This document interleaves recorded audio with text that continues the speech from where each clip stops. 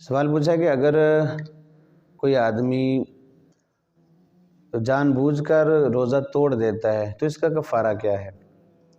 اگر کوئی آدمی جان بوجھ کر روزہ توڑ دیتا ہے، مثلا پانی پی لیا جان بوجھ کر، یا کھانا کھا لیا، یا شادی شدہ تھا تو اس نے بیوی سے صحبت کر لی روزے کی حالت میں، تو پھر یہ روزہ اس کا ٹوٹ چکا ہے، اور اب اس کی روزے کی اس پر قضا بھی ہے اور کفارہ بھی ہے۔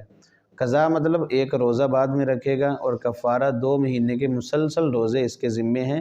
اگر ایک روزہ بھی اس نے چھوڑ دیا، درمیان میں ناغہ کر لیا، تو نئے سرے سے دوبارہ یہ 2 مہینے پورے کرنے ہوں گے۔ اور اگر کوئی آدمی 2 مہینے روزہ رکھنے کی طاقت نہیں رکھتا، تو پھر دوسرا حکم یہ ہے کہ وہ 60 مسکینوں کو کھانا کھلائے گا۔ 60 مسکینوں کو چاہے اکٹھا کھانا کھلا دے 2 وقت کا صبح و شام، یا ایک ہی مسکین کو 2 وقت کا کھانا صبح و شام کا 60 دن کھلا دے، دونوں صورتیں ٹھیک ہے۔